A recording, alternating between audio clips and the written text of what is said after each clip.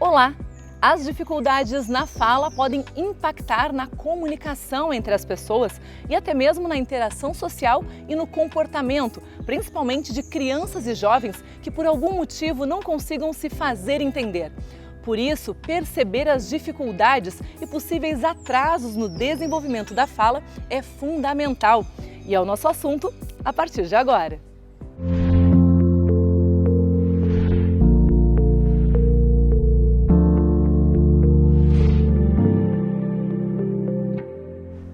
É preciso estar atento à fala infantil.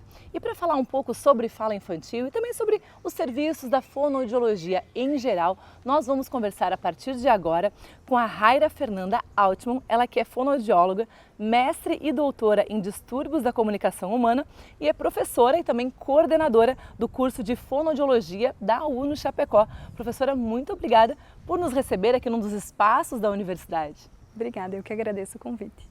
Bom, e começando a falar sobre as questões que envolvem a fala infantil, que a gente tem percebido ultimamente o aumento dos casos, né? Ou pelo menos da procura, da busca por entender o que está acontecendo com a criança quando ela apresenta uma ou outra alteração na fala.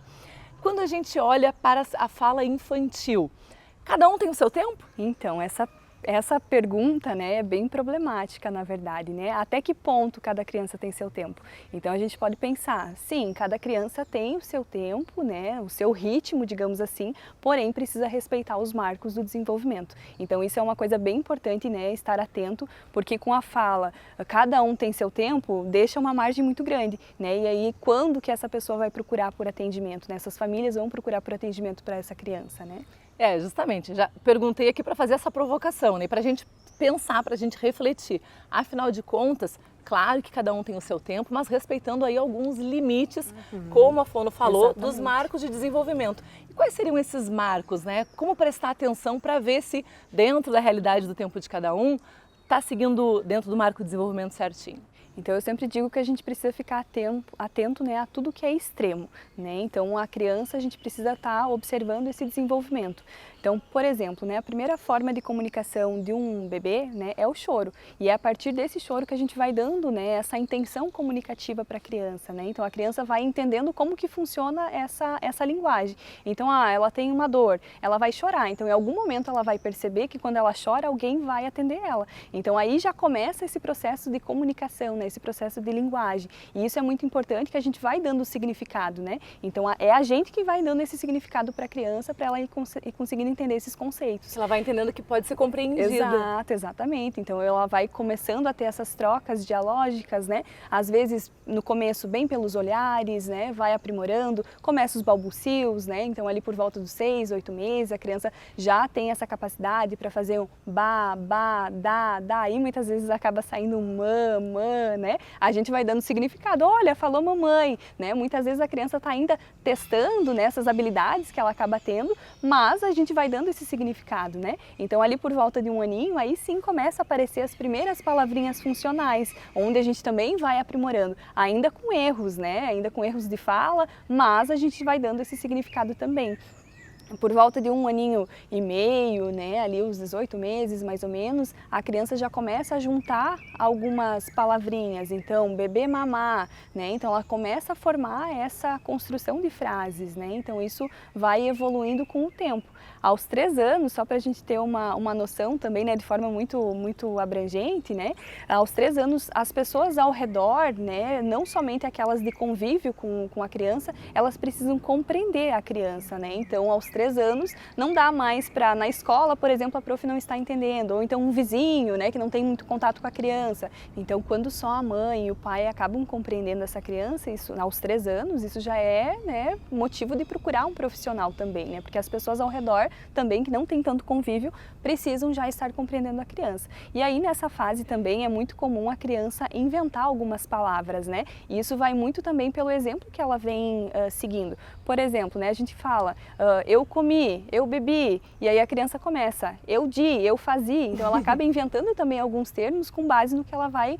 percebendo desse ambiente, né? Aí, a partir dali, a criança vai também aprimorando todo o vocabulário dela, e isso vai muito também, né, com a estimulação que ela tem, né? Então isso vai ser um fator principal também, as questões das interações são muito importantes, questão do estímulo, né? E quando a gente fala de estímulo, não é somente um brinquedo específico, né? Mas é esse brincar mesmo de forma mais lúdica, então tudo isso é importante. E aos 5 anos a gente pode ter o marco assim que a criança precisa estar falando tudo certo, né? Então trator, prato, né? Os encontros consonantais já precisam estar adquiridos, né, até os 5 anos. E antes disso, a gente sempre brinca, né? Até os 5 anos precisa estar falando tudo certo. Mas antes disso já tem alguns sonzinhos, 1 ano e 8, por aí, que a criança já, né, precisa ter condições de estar adquirindo de forma correta. O P, o B, o T, o D, né? Então ela já começa a fazer esses sonzinhos. O R, né? A gente é muito procurado por conta do R, a criança que não fala o R certinho, né? Então o R é com 4 anos e 2 meses, né? Claro, isso são, né,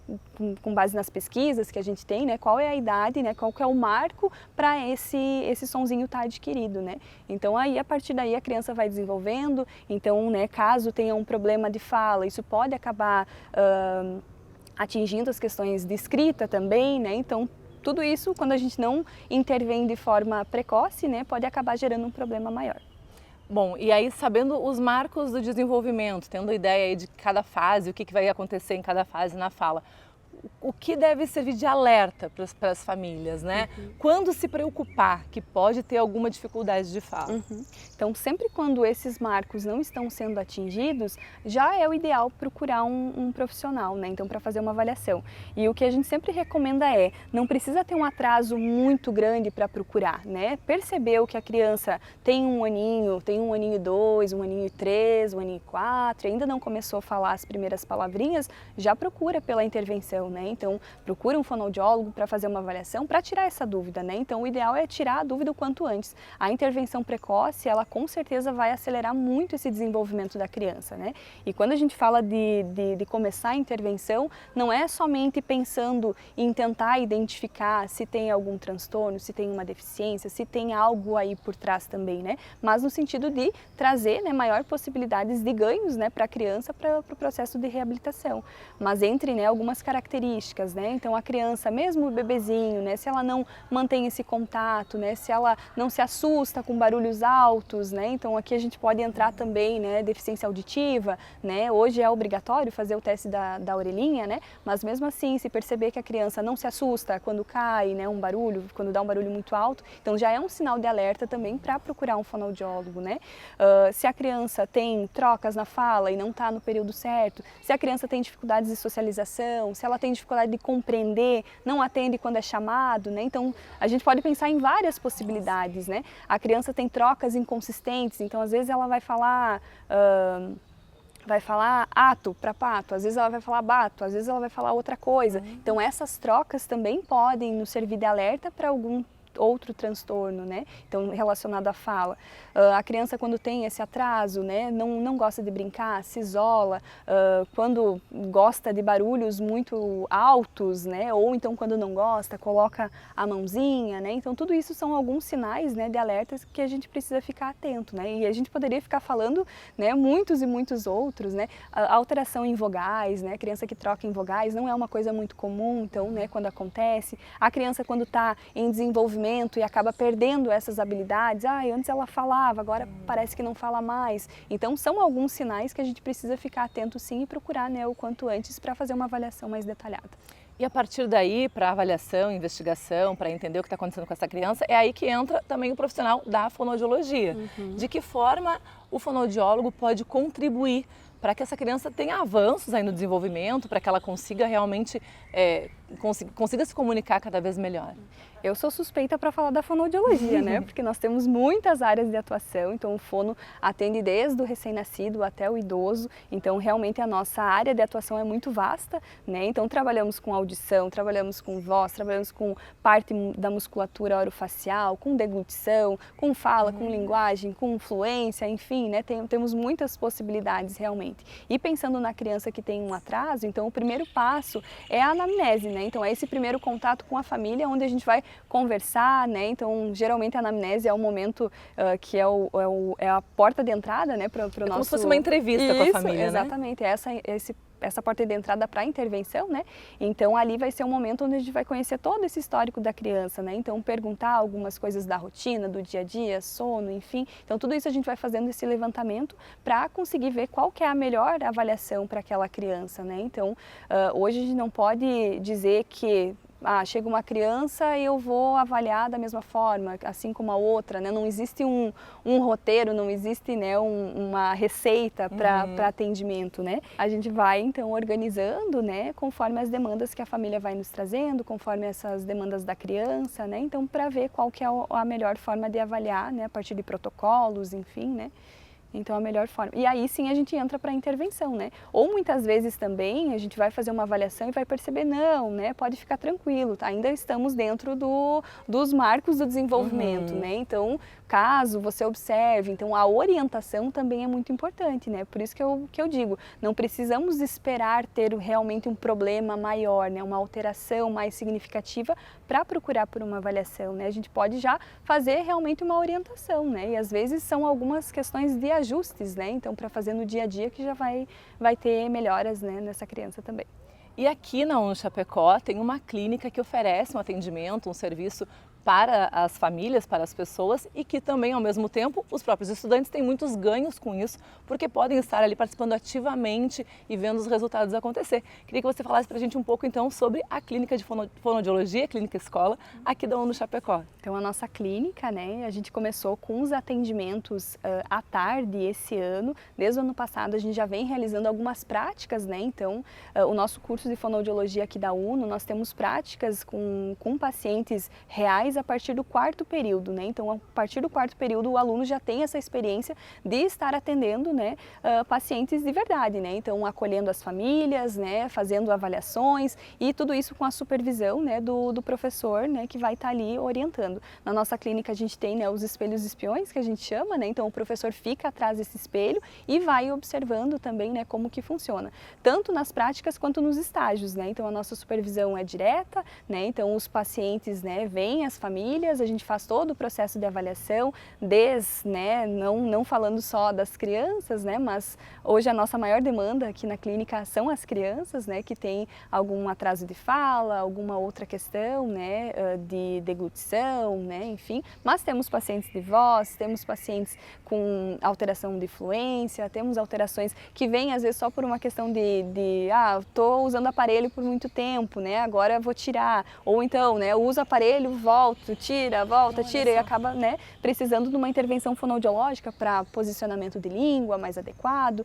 E além disso, né, a gente tem também toda a parte de audiologia, né? Então a gente realiza todos os exames audiológicos, né, aqui na clínica e isso abrange, né, desde o bebê até o idoso, né? Temos os pacientes adultos também, né, não só as crianças, então que também podem ser atendidos aqui na clínica. Esse serviço é aberto à comunidade? Ele tem algum custo? Ele atende algum público específico? Ele é aberto à comunidade, né? Então ele tem um custo, são, né, atendimentos realizados então pelos nossos estagiários, né, supervisionados pelos professores, né?